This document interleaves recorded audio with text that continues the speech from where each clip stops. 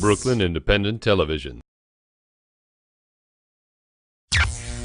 If you're still hungry for a deal, or want to find a great freebie on Craigslist, or the perfect way to shop and save, Brokelyn bloggers can hook you up. The online magazine's mission is to celebrate Brooklyn, no matter how crummy the economy gets. Now we take a look at how they uncover the hidden deals on this walk around the blog. Brokelyn.com shares the secrets of how to make the most of living in the borough on a budget. The idea was to make the recession seem cool, to make the idea that, you know, the recession isn't going to get everyone down. Like we can get through it, and we can do great things even without you know, the best economic situation. We kind of have a loose collective of people. We have a couple dedicated people. We meet here at the Flying Saucer in Boerum Hill once a week. We go over story ideas, and it's, you know, whoever can show up shows up. It's really kind of an open, it's like an open site. We don't have, you know, if anyone's willing to contribute, we're very much eager to have them. But what I really wanted to know was, how did they find these deals? I'm a big brunch fan. That's kind of my thing in Brooklyn, and Brooklyn is a big place for brunch. And so I knew a lot of the places that I included, but I also talked to people, and I think that a lot of the time when you're writing something, you feel like it has to be all you. And with Brokelyn specifically, I know that when we all write stories, we really talk to each other and say, well, what's your experience with this? There's a lot of sharing of content too. Like you'll see people will link to our stuff, we'll link back to other people's comments. The Governor's Vintage, where they do a karaoke discount, that came from a Park Slope blog. So right now we're at the Brokelyn Flea in the basement of 1 Hanson Place. It's one of the locations of the Flea. It kind of is a balance between ritzy, expensive antiques and then like really good bargains. So it involves a lot of hunting, which is what we specialize in. Yes, hunting.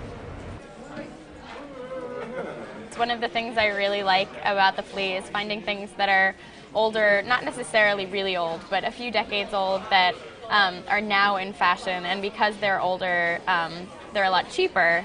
And so something like this that's like a sailor dress that's very nautical is a big thing, and so this is only $25. It's either $10 or $25, and it's really cute and very in, and so that's kind of like the find that I go for when I'm here. I don't go to these stores as much as I should. They're right here. But Brokelyn writers pride themselves on finding deals in lesser-known spots. So this is a really underappreciated stretch of Atlantic Ave. There's a couple little Middle Eastern shops here, and they have, this is a good place to stop in and get little groceries and nuts and that sort of thing. And then you can get some really cheap falafel at these places here.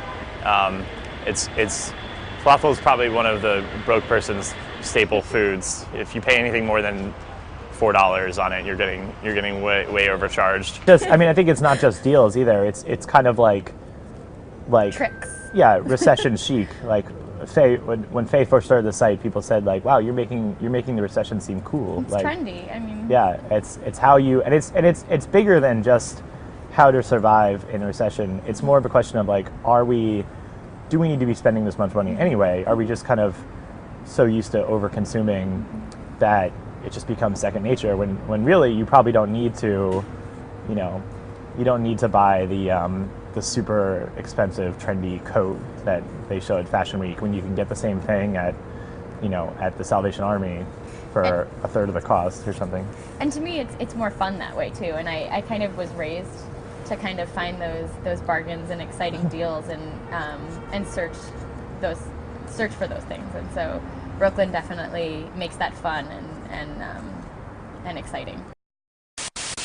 Watch this and other Brokelyn Independent Television episodes online at breakartsmedia.org/BIT.